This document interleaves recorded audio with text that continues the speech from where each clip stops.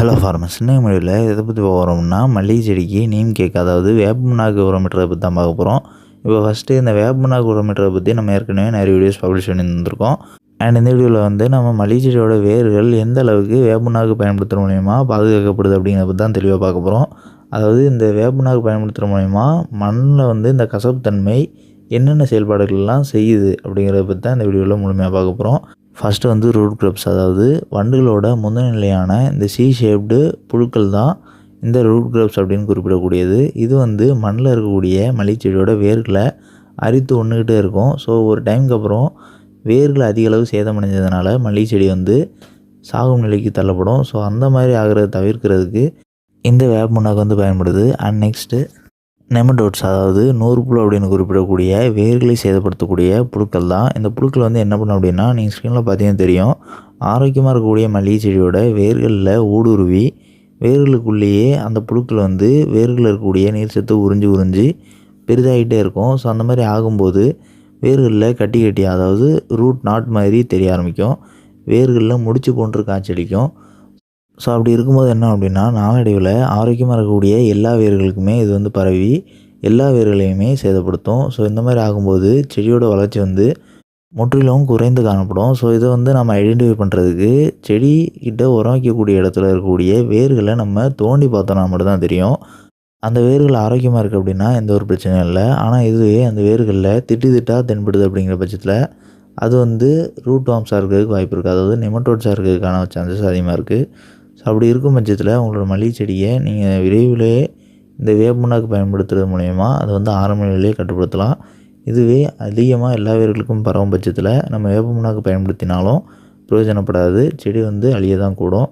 So இந்த நூற்புழு தாக்குதலை நம்ம ஆரம்ப நிலையிலேயே குணப்படுத்துறதுக்கும் ஏற்படாமல் பார்த்துக்கிறதுக்கும் நம்ம வந்து இந்த வேப்பமண்ணாக்கு பயன்படுத்தும் மூலயமா மல்லிகை செடியோட வேர்களை நூற்புழு தாக்குதல் ஏற்படுறதுலேருந்து தவிர்க்கலாம்.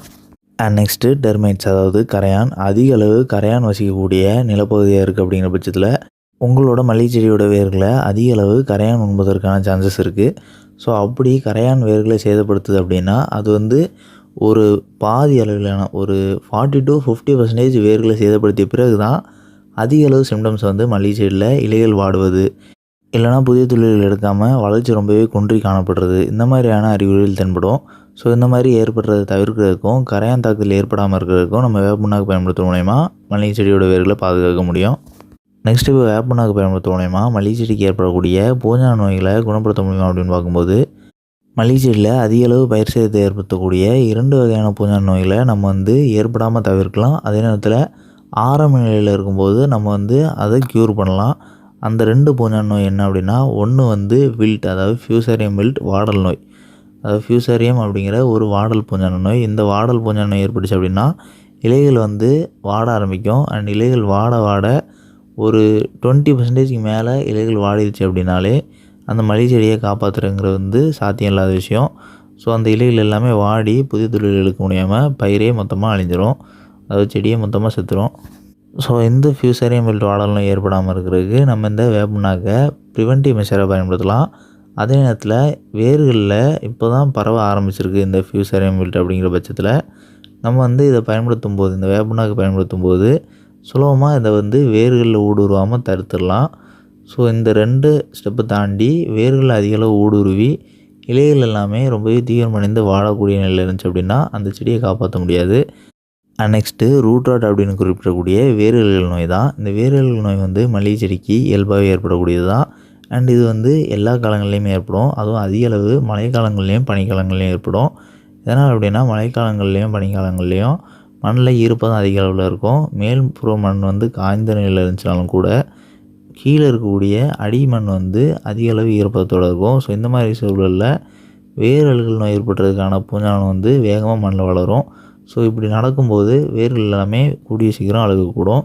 ஸோ இதை தடுக்கிறதுக்கும் அதே நேரத்தில் வேரல்கள் நோய் வந்து ஆரம்ப நிலையிலேருந்து இப்போ தான் ஓரிரு வேர்கள் வந்து அழுக ஆரம்பிச்சிருக்கு அப்படின்னா இதை வந்து நம்ம குணப்படுத்துறதுக்கும் இந்த வேப்பமண்ணாக்கு பயன்படுத்தலாம். ஸோ இந்த மாதிரியான செயல்பாடுகள் எல்லாம் இந்த வேப்பமண்ணாக்கு செய்கிறதுனால மல்லிகை செடிக்கு ஏற்படக்கூடிய பூஞ்சான நோய் தாக்குதலாக இருக்கட்டும், அதே நேரத்தில் மண்ணில் பயிரோட வேர்களை சேதப்படுத்தக்கூடிய புழுக்களாக இருக்கட்டும், இல்லைனா கரையான் போன்ற சிறு சிறு பூச்சிகளாக இருக்கட்டும், இந்த மாதிரியான பூச்சிகள் எல்லாம் மண்ணில் தவிர்க்க மூலயமா வேப்பனாக்கு நம்ம மண்ணில் பயன்படுத்தும் போது மல்லிகை செடியோட வேர்களை சேதப்படுத்தக்கூடிய எந்த ஒரு தாக்குதலும் மண்ணில் ஏற்படாமல் பார்த்துக்கிறதுக்கும், இது இல்லாமல் மண்ணை வளப்படுத்துறதுக்கும் இந்த வேப்பனாக்கு வந்து பயன்படுது. ஸோ இந்த வேப்பனாக்கு பயன்படுத்தும் போது மண்ணுக்கு நன்மை சேர்க்கக்கூடிய நுண்ணுயிர்களை வந்து பெருக செய்யும்.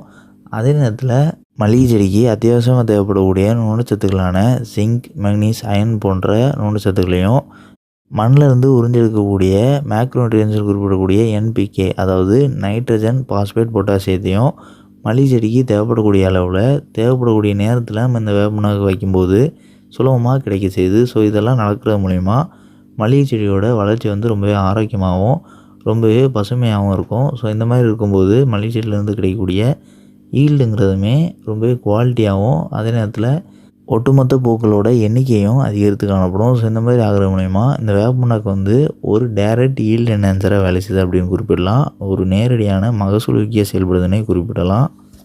அண்ட் நெக்ஸ்ட்டு இந்த வேப்பனாக்கு பயன்படுத்துகிற மூலயமா மண்ணில் இருக்கக்கூடிய வேர்களை சேதப்படுத்தக்கூடிய புழுக்களாக இருக்கட்டும், இல்லைனா கரையானாக இருக்கட்டும், அதே மாதிரி பூஞ்சான நோய் தாக்குதல் ஏற்படாமல் இருக்கிறதுக்கு இந்த பூஞ்சானத்தெல்லாம் எப்படி அழிக்குது அப்படின்னு பார்க்கும்போது இந்த வேப்பனாக்கில் இருக்கக்கூடிய அதீத கசப்புத்தன்மைக்கு காரணமாக இருக்கக்கூடிய அசாதிராக்டின் அப்படிங்கிற ஒரு காம்பவுண்டு தான் இந்த கசப்புத்தன்மை மண்ணில் அதிக அளவு செயல்படும் போது தான் நம்ம சொன்ன மாதிரி வேர்களை சேதப்படுத்தக்கூடிய பூஞ்சானமோ இல்லைனா புழுக்கள் கரையானோ ஏற்படாமல் இருக்கிறதுக்கான வழிவகுக்குது. அண்ட் இந்த வீடியோவில் ஏதாவது டவுட் இருந்துச்சுன்னா கமெண்ட் பண்ணுங்கள். அண்ட் இன்னொன்று நம்ம குறிப்பிட்டிருந்தக்கூடிய வேரியல் பூஞ்சான நோயும் ஃபியூசேரியா மில்ட் அப்படிங்கிற வாடல் பூஞ்சான நோய் மட்டும்தான் இந்த வேப்பனாக்கு பயன்படுத்த மூலயமா மல்லிகை செடிக்கு ஏற்படாமல் தடுக்க முடியும் அப்படின்னு கேட்டிங்கன்னா கிடையாது. மற்ற பூஞ்சான நோய்களையுமே தடுக்கலாம். அதாவது ரஸ்ட்டுன்னு குறிப்பிடக்கூடிய துரு பூஞ்சான நோயாக இருக்கட்டும், இல்லைனா லீஃப் ஸ்பாட்டுன்னு குறிப்பிடக்கூடிய இலைப்புள்ளி பூஞ்சான நோயாக இருக்கட்டும், இந்த மாதிரியான மற்ற ஒரு சில பூஞ்சான நோய்களையுமே தடுக்கலாம். ஆனால் இந்த மற்ற பூஞ்சான நோய்கள் எல்லாமே பயிர் சேதத்தை ஏற்படுத்தாது. ஆனால் இதுவே இந்த ரூட் ராட்டோ இல்லைனா ஃபியூசேரியா மில்ட் வாடல் நோயோ பயிர் சேதத்தை ஏற்படுத்தும். ஸோ அதனால் அந்த ரெண்டுத்துக்கும் நம்ம வந்து குறிப்பாக இந்த வேப்பனாக்கு தொடர்ச்சியாக பயன்படுத்தலாம். அண்ட் நம்மளோட அக்ரிகல்ச்சர் சேனலோட சோஷியல் மீடியா பிளாட்ஃபார்மோட லிங்க்ஸ் எல்லாமே கான்வர்ஸில் பண்ணிக்கிறோம். ஸோ அதை கிளிக் பண்ணி ஃபாலோ பண்ண நினைக்கிறவங்க ஃபாலோ பண்ணிங்க. அண்ட் லாஸ்ட்டாக நம்மளோட செகண்டரி சேனலான அக்ரிகோ ஷார்ட் சேனலை வந்து இந்த வீடியோட கொலாபரேட் பண்ணிக்கிறோம். ஸோ இந்த வீடியோ பப்ளிஷ் ஆகக்கூடிய சேனல் ப்ரொஃபைல் நீங்கள் கிளிக் பண்ணி அப்படின்னா அதில் 2 சேனல் ப்ரொஃபைல் காட்டும். ஸோ அதில் அக்ரிகோ ஷார்ட் சேனலை மறக்காமல் சப்ஸ்கிரைப் பண்ணிங்க.